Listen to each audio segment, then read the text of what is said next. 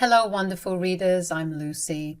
I'm sure you have already heard enough nightmare mother-in-law stories, but I have a different story for you. I will tell you about my nightmare father-in-law, Ricky. My now husband, Evan, was actually my fiancé when this happened. We had been happily engaged for like 3 months when Evan came home to tell me this. My dad wants to move in with us, Lucy. He said that he got evicted and had nowhere to go. I don't know what to do. I didn't say anything. Oh, that's a pretty specific demand. Can't he just rent somewhere else? Why does he need to move in with us? I have no frickin' clue, Lucy. He said that he was low on money and couldn't afford rent right now. Maybe that is why he got evicted in the first place. I don't know what to do. Evan seemed to be at an impasse with his dad. Some background on Evan's family is needed for you guys to understand the situation better. Evan's parents are divorced and don't even talk to each other anymore. His mom walked out on his dad after years of verbal abuse. Ricky was somewhat of a staunch patriarch and always demeaned women. I have met that man twice and understand why Evan's mom upped and left. Now, Evan grew up in both his mom's and dad's household. His dad was very controlling and never let Evan show his emotions. A lot of other things happened which ultimately made Evan go low contact with his dad. His father, of course, doesn't think he is the problem. He thinks that Evan is just weak. When suggested therapy, his dad simply said that men don't go to therapy. You get the picture now. They talk very rarely, but Ricky had been reaching out more often after my engagement with Evan. It was kind of suspicious. I will say that I wasn't exactly thrilled at the idea of Ricky living with us. I owned my house outright, and I didn't want some patriarch trying to order me around. But I also wanted Evan to try and see if his father had changed, so I said, "You can let him stay here for some time, Evan. Make sure he knows that it's not permanent." Are you really okay with that, Lucy? I don't want you to be uncomfortable and miserable in your own house. You know how my dad can be. I know, Evan, but it's been years and it looks like he is trying to make amends with you. Just give him a chance and see. That way you can always say that you tried. All right, Lucy. I'll tell him that he can stay for a few months, but if he tries something stupid, you will tell me and we will kick him out. So Evan decided to give his father a chance and told him to stay with us. His father was elated and thanked him for his assistance, but his mother had personally called me up and told me that it was a good idea. That made me very scared. But I didn't stop the move. I knew that I wasn't really going to be bullied out by Ricky no matter what. Besides, my soon-to-be mother-in-law also offered to help if I needed to deal with Ricky. I was confident that everything would turn out fine and there wouldn't be many problems. Oh boy, was I wrong. Ricky moved in with us and immediately started to criticize my decor. He loved the house, but he hated the decorations I did inside. He turned up his nose and said, "Who the hell decorated this house? I'm guessing it was you, Lucy. No man would live in a house like this." Yes, it was me who decorated it. Evan told me to go ahead and do what I liked. He didn't have any preferences. Oh, please. I know you pressured him into this. Evan has been acting differently and forgetting that he shouldn't be manipulated by any woman. But that would change soon. I have come here to make sure you don't take advantage of him anymore. I'm not sure how I am manipulating my fiancé in any way, Ricky, and I would really appreciate it if you don't speak to me like that. Ricky simply ignored me and went about his way. It was bizarre how rude he was to me when I was home. He kept ordering me to cook for him and bring him stuff. I am not a homemaker and actually work from home, but Ricky treated me like his personal assistant. Eventually, Evan noticed these things and told his dad off. He said, "My wife is not your servant, Dad. You need to stop ordering her around. You are a grown man and perfectly capable of doing things on your own." Women are meant to take care of men. You've been giving your fiancée too much priority, Evan. And you aren't even married yet. Look how she complained to you, and it has only been 2 days. Lucy didn't complain to me, Dad. I can see how you have been ordering her around. Besides, I'm her fiancé, and she has every right to complain to me about people making her uncomfortable. What has gotten into you, Evan? You should let her know her place. Pampering her and shielding her is not a solution. She will end up being in control of your life and take everything from you. One of these days you will wake up and realize what a gold digger your fiancé is, and you will be sorry. I will say this once, Dad. You will never speak about my fiancé like that. She is not a gold digger, and you will not insult her again. This is not your house, so you don't get to say what happens here. You are a guest, and you need to remember that. Don't take our generosity for granted. Ricky seemed taken aback by Evan's behavior. He shut up really quickly, but was red with anger. I was baffled to know that he expected me to be at his beck and call like a servant. I was already starting to question my decision, and so was Evan. We talked about the situation and decided to give Ricky a little more time to adjust. The next few days were slightly better. Ricky still ordered me around, but not as much as before.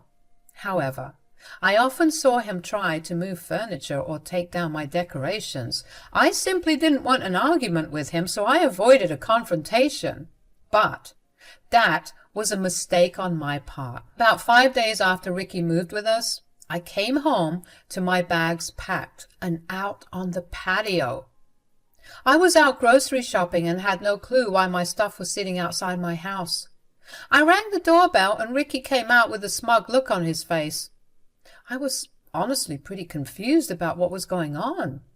Evan had already left for the office, so I had to talk to Ricky to figure out what was going on. I said, "What is this, Ricky? Why is my stuff outside? Did you do this?" "Oh, yes, it was all me, Lucy. I had to make sure you don't make excuses to go inside when I tell you what I'm about to tell you." "I am honestly very confused, Ricky. You need to tell me what the hell is going on." "Well, I'm kicking you out of my son's house.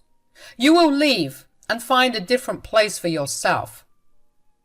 It took me a while to register what he was saying.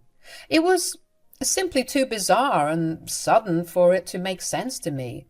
I was already feeling uncomfortable with the fact that Ricky went through my stuff and packed it up for me, but the most upsetting fact was that he was trying to kick me out of my own home.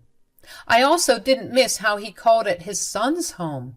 Everything just made my head spin. I looked at Ricky and said, "You have to be kidding me. What the hell are you even saying?"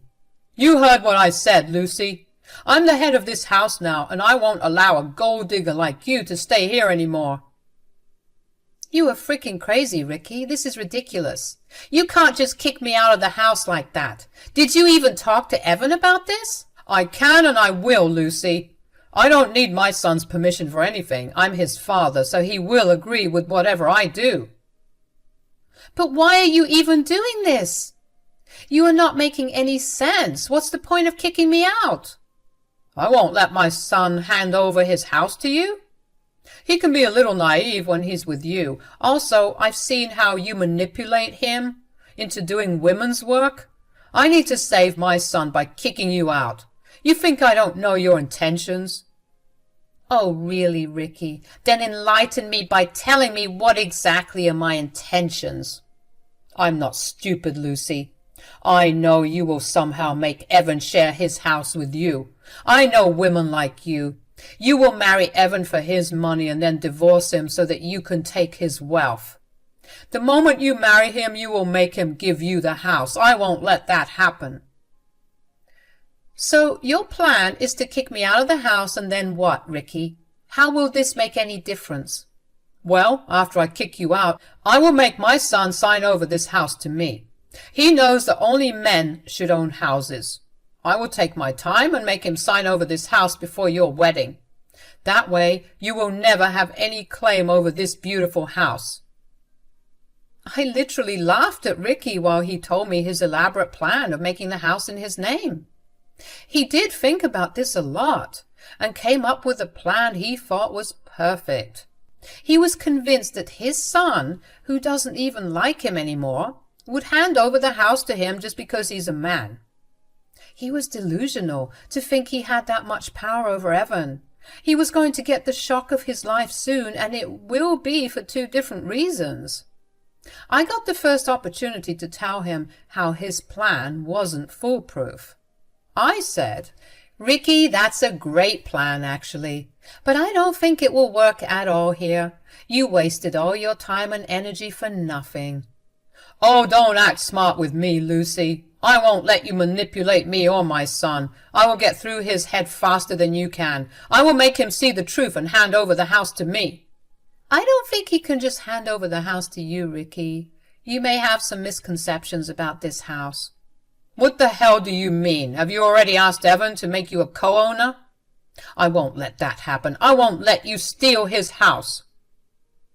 "I don't know how it would be possible for me to steal this house, and I don't know why you keep calling this your son's house, Ricky. This house was never your son's to begin with." "What? Don't you frickin' lie to me, woman. I know for a fact that you are not renting. My son has said that it is a personal property, so I know this is his house." "Evan didn't lie, Ricky. This house is personal property, but it's not his. The house is actually mine. I am the sole owner of this place."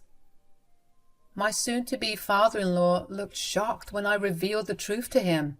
It was like he couldn't comprehend what I had just said. My super patriarchal father-in-law couldn't believe that a woman, especially like me, could even own a house like this. For a moment he stood there in shock, but then he surprised me by bursting into laughter like I had told a joke. He said, "That was a nice one, Lucy. You are a funny woman. But you are also delusional. This house is not yours. It belongs to my son, and, like I said, I won't let him hand it over to you." "I'm not joking with you, Ricky. If you just let me inside the house, I can even show you the proof that this house belongs to me. I got it shortly after Evan proposed." "That's impossible. You are lying to get rid of me. A woman like you cannot own a house. You are bluffing. It won't work with me." "Is that so, Ricky? Do you really think I'm bluffing? Why don't we call your son here and ask him? He will tell you the truth, right? Let's see what he has to say." Ricky was confident that I was lying to him. In his smugness, he told me to go ahead and call Evan. I immediately called Evan and told him that he needed to come home immediately. Evan was a little concerned and got to the house in record time. When he got out of his car and walked towards us, he noticed my bags outside. He looked really confused about why my stuff was lying around in the front yard. He walked up to us and said, "What happened? What's going on here, Lucy? Why is your stuff outside?" "Well, your father had the bright idea of kicking me out today. He even kindly packed my bags and brought them outside so that I won't waste time packing." "Wait a damn minute. My dad did what?" Evan was genuinely surprised and super angry. I looked over at Ricky and saw that he was a little uncomfortable in his quest to prove me a liar. He forgot the fact that he was throwing me out of the house without even consulting Evan. When he looked at his son's angry face, he realized that things would not be as easy as he had thought. He quickly took hold of the conversation and said, "Evan, I promise I have a reason to do this. I know I should have talked to you, but I am the man of this house now. I did what I thought was right." "What bullshit are you talking about, Dad? You were not the man of the house. You were just a guest. And you had no right to try and kick my fiancé out of the house." "Come on, Evan. You know well enough that I will always be the man of the house, especially since I'm here now. I'm your father, after all. Did you forget everything I taught you?" "Oh, I do remember whatever bullshit you had taught me when I was young. They are useless and do nothing but put you in control. You groomed me to accept whatever bad decision you made for your own benefit." Ricky now looked even more shocked with the way Evan talked to him. I was so freaking proud of my fiancé. I didn't even have to say anything at all. He was super angry at Ricky and lashed out at him for trying to kick me out. And he got even more pissed when Ricky tried to sort of discipline him and claim to be the man of the house. Ricky was now visibly shaken and said, "That's no way to talk to your father, Evan. This is not what I taught you. I see that your fiancé has already started to turn you against me. Now I'm even more convinced that I'm doing the right thing in throwing her out. No one has taught me anything, Dad. I realized a long time back what a selfish and egotistical jerk you are. And you have no right to throw my fiancé out. How the hell do you think this is okay? Why do you think I will support this? Evan, you need to hear me out. This woman is already poisoning you against me. I'm seeing this with my own eyes. Eventually she will marry you and make you hand over this precious house to her. You will lose, Evan, and I am trying to avoid that. Oh, really, Dad? You seem to have the exact idea of how Lucy will make this house her own. Listen to me, Evan. Let's kick Lucy out, and then you can sign over the house to me. That way, your house will be safe, even if Lucy tries to divorce you. Ricky thought he was being smart in his explanation. Honestly, I still couldn't understand if he was that dense or just seriously messed up in the head. He didn't even stop to think how his son would react to his grand plan. He was just so sure that his son would agree with him and throw me out. Well, he looked really shocked when Evan practically yelled at him and said, "How dare you even suggest that my fiancé is a gold digger when it's you who wants to take the house? You made this grand plan just so you can make this house yours. Am I right, Dad?" "Evan, you are taking this the wrong way. Lucy will take this house away from you. You need to be the sole owner of this place as a man. I'm just looking out for your best interests." "I don't need you to meddle in my life, Dad. And why the hell did you automatically assume that I was the owner of the house? How is Lucy going to steal the house when it is her property?" I was smirking hard when Evan confirmed what I had told Ricky. For Ricky, this was a big blow. All his plans were for nothing. He wasn't going to have his name on a house anymore. His dreams had been crushed. Ricky was now feeling a little shaken and couldn't understand what he should say. He looked at Evan with a dumbstruck expression, willing him to say that he was joking. I decided to do a little victory dance in my head and poke fun at Ricky, saying, "There you go, Ricky. Your own son cleared it up for you. This house is mine and not his." "That is impossible. Evan is lying to protect you. You are not capable of buying a house." "Oh, shut up, Dad, for God's sake. Lucy's perfectly capable of buying a house on her own. She doesn't need to steal it from someone like you had planned. Looks like we should be throwing you out instead of Lucy." Ricky was now visibly panicking at this suggestion. He was kind of scared that we would throw him out after this incident. He was with us for only 5 days, so it's not like he could claim tenancy or something. Ricky knew he was in deep shit, so he tried to deflect and make it seem like it wasn't a big deal. He laughed nervously and said, "No, now, don't joke with your poor father. We don't need to do anything drastic." "Oh, yes, we definitely need to do something drastic, just like you did. What's the matter, Dad? Can't take the same treatment that you dish out?" "Come on now, Evan. This is just a simple misunderstanding. Your fiancée is very smart with money. I'm impressed with her." "I don't think she's really impressed with you, Dad, especially since you didn't even apologize to her." "Oh, right. I'm sorry for the misconception, Lucy.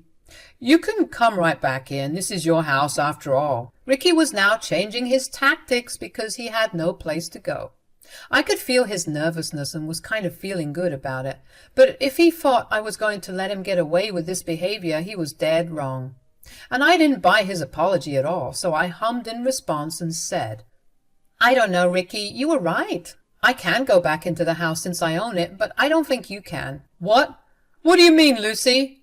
"The fact that you just tried to kick me out isn't sitting well with me. You also touched my stuff without my permission.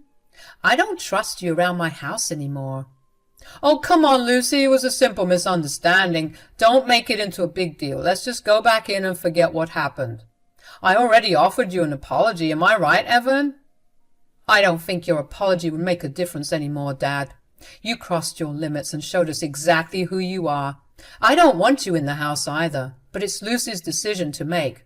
What do you say, Lucy?" "Well, I say that you are not welcome to stay at my house anymore, Ricky. I will be respectful towards you and let you pack your own stuff, but I want you out today. You are not welcome to stay here. In fact, you are never welcome to come back here for any reason. Yes, I was kicking my soon-to-be father-in-law out of my house. What he did was unacceptable, and I wasn't in the mood to give second chances.